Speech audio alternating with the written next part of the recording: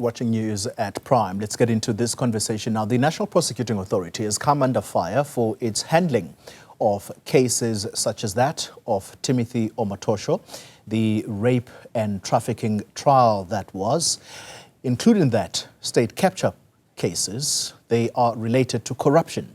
Now, this has led to some South Africans questioning whether the body is delivering on its mandate. But the NPA's recent annual report telling a completely different story, that there is progress, capacity building, and there are efforts to strengthen accountability.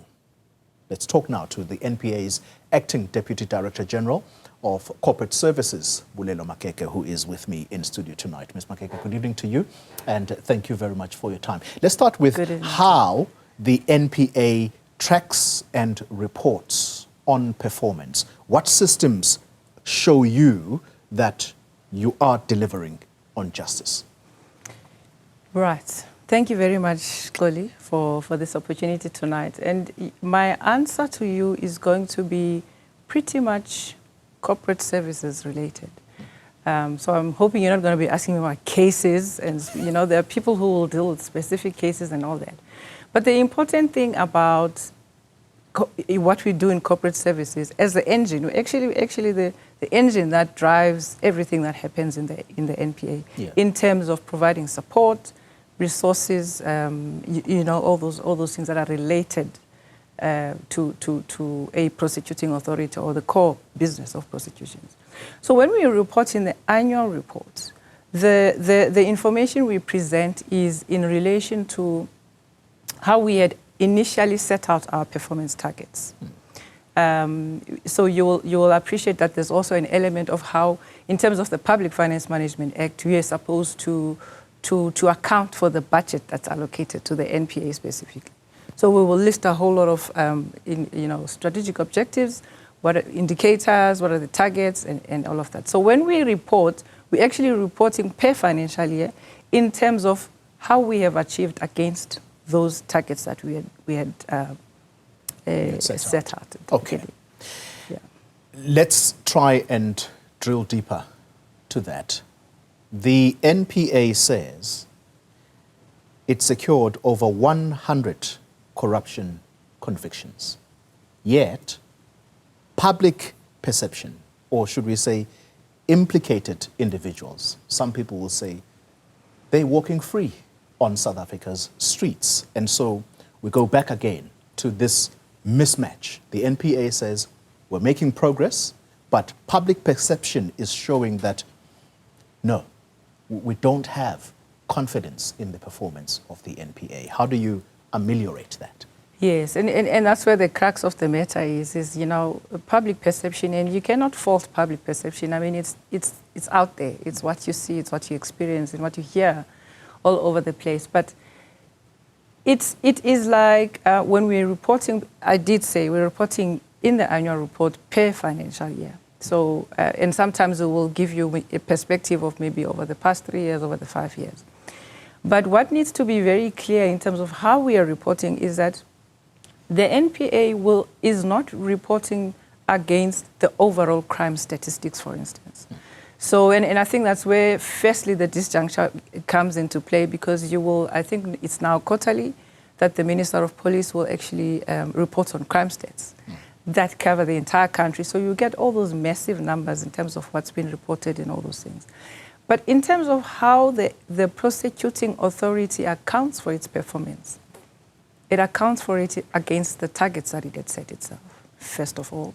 But secondly, the biggest measure that we would use, and this is the world over, that prosecuting agencies report on performance, is conviction rates. Yes. So when we report on a conviction rate, we are reporting on convictions as a result of matters that were taken to court by the prosecutors, not the overall picture of how many hundreds of thousands were reported at a police station. And sometimes others even are not even reported. But the conviction rate that we report is in terms of how many cases we eventually took to court, and out of those, how many did we get a conviction on, and how many was something else. Could be an acquittal, could be withdrawals, all those things. So that's the perspective that people need to have and to understand in terms of how we're reporting on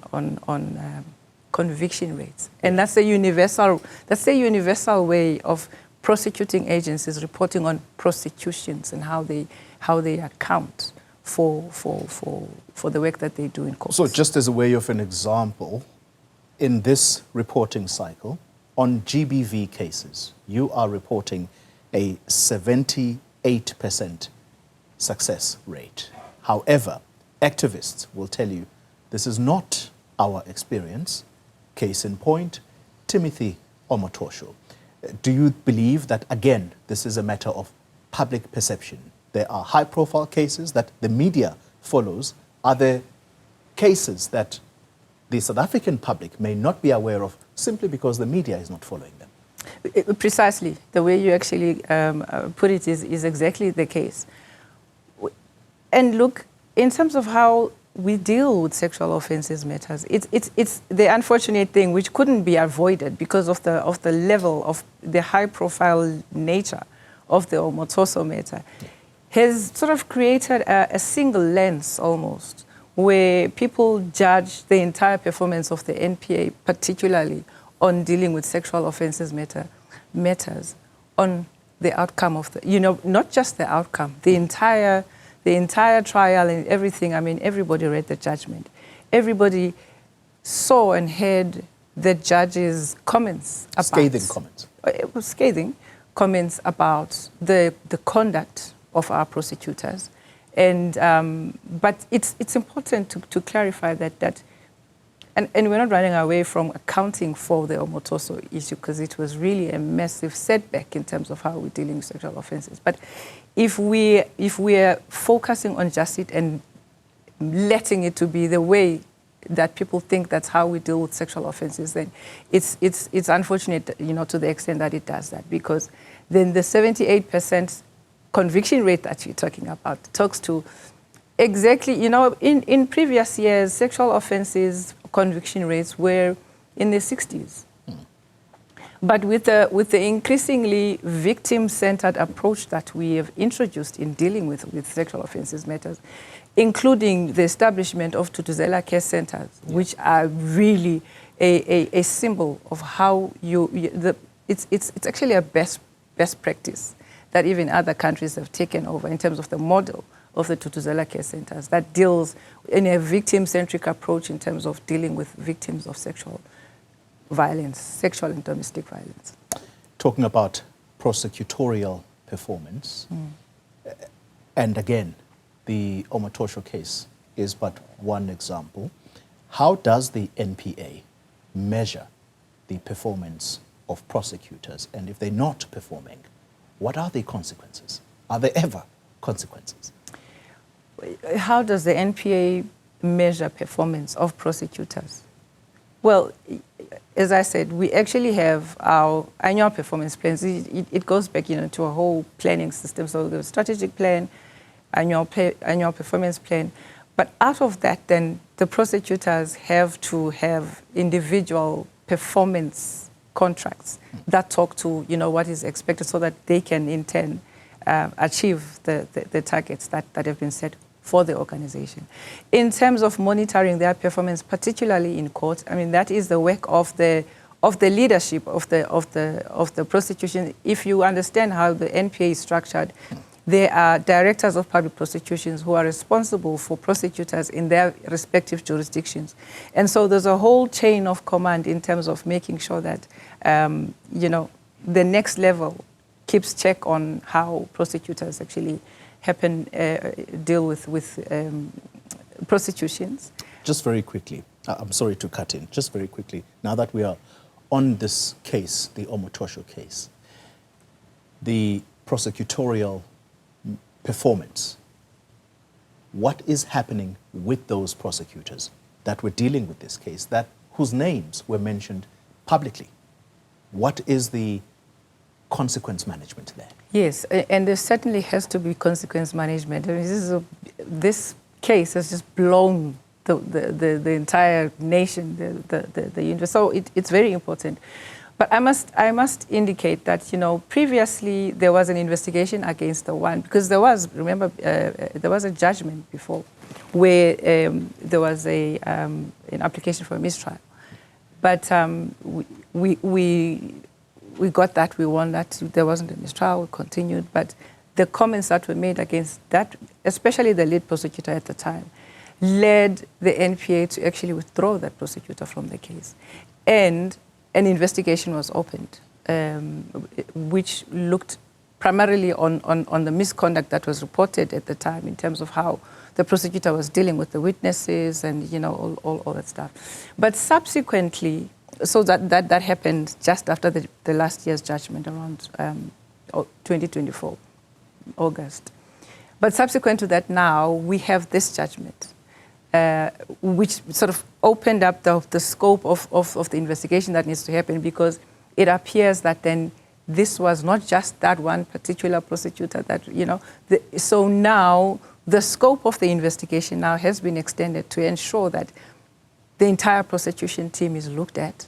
And in doing that, we actually got all the court transcripts to follow exactly what happened, what was said, what improper conduct was there. So and we actually sort of expedited that investigation now to make sure at least by mid-June, there are findings that will tell us whether or not, first of all, there was really that kind of misconduct that's reported, and to what extent, and therefore, what is the appropriate action that needs to be taken. All right, so mid-June is the date that we're going to look to for some kind of consequence. But remember, that just relates to the one, you know, on the misconduct. Yeah. There's a separate, so there are two investigations that are happening. And I think if you've been following on Friday, we were actually before the portfolio committee where we were accounting comprehensively in terms of, you know, what went wrong where. So the national director did indicate the two investigations, so to speak, that are being conducted. But I'm speaking specifically on the one because that's what you want to know. Yes. What consequence management are we putting in place where prosecutors don't prosecute according to the directives that are there for the prosecutors? All right. Two quick questions before we end the conversation. The relationship between the NPA and the Department of Justice. The NPA is meant to be an independent body, but the Director General of Justice is the accounting officer on behalf of the NPA. Does the structure create problems? In simple language, if we take it to politics, they'll say there are two centers of power. I don't know if you recall, way back, we actually had a Jinwala Commission. I don't know if it was before your time. I remember that. Yes. It looked at the fitness to hold office of the then National Director. National Director, Menzies Milan. No. Mr. Vusipikoli. Oh, Vusipikoli. Who was the NPP at the time. But, you know, the legislation actually says, in terms of the NPA Act, and the Constitution, then the Director General of the Department of Justice is the accounting officer for the NPA. Because remember, the NPA is actually part of the Department of Justice. So the schizophrenic part about it is that, you know, there's that part that's independent because it's important for prosecutions to be independent. You know, you cannot interfere. No one is permitted to interfere in the prosecutorial decision-making of the prosecutors, but there's the side where you actually have to account for budget funds that are allocated to the NPA. So the two are separated, where you have the national director being the head of the NPA. In terms of the NPA Act, that's the important part where the national director drives prosecution policy and directives and sort of has oversight over all the prosecution business. But in terms of accounting for the monies and everything else that's public service related, public finance management related, the Director General is the accounting officer. Hence me sitting here with you today, because as a Deputy Director General then a position is created within the NPA to sort of have those delegations from the Director General, because obviously, I mean, the Director General sits in the Department of Justice and is not able to, on a daily basis, be running the business of the NPA. So that is the link now with the person who is a DDG Corporate Services that reports to the Director General in terms of that legislation, the Public Finance Management Act. But the NDPP, remember also the Minister of Justice is the executive authority. Yes. So there's a final oversight of the NPA. So even there's some responsibilities that the minister will have over the NPA, but even those are, have their limitations, and they are clarified in terms of the legislation. All right. Final question, and it's almost a throw forward to the next conversation I'm going to have, and very quickly, if you can. The MK party has written to the president calling for the immediate suspension of your boss, Shamila Batoy, and this must be pending an inquiry into her fitness to hold office. How does political pressure affect your work as the NPA? First of all, let me explain. That is a letter, and it's rightly addressed to the president, because that is appointing authority. So the president will take care of that. I will not even respond to the MK party's request, because it's not addressed to the NPA, it's addressed to the president, as it should be. But you are right in terms of the political interference that needs to be guarded over at all times. And so to the extent that it happens or tends to happen, the NPA actually guards jealously against that. But I must say that even, in the ministers also, because remember they have the overall authority and final responsibility of the NPA, to the extent that they are also able to assist in making sure that there's no political interference, starting with them as the ministers and in all the time that I've worked in the NPA, mostly all the ministers that we have worked with have really tried very much, or at least for the past 3 ministers, if I can say it without going further. But generally, they do also protect the NPA in terms of political interference to make sure that there isn't. But it will always be there. There will always be an attempt. But as I say, the NPA, in terms of the legislation, has actually made all efforts to guard against that kind of political interference. Bulelwa Makeke, thank you very much for your time and joining us in studio tonight, the Acting Deputy Director General of Corporate Services at the NPA.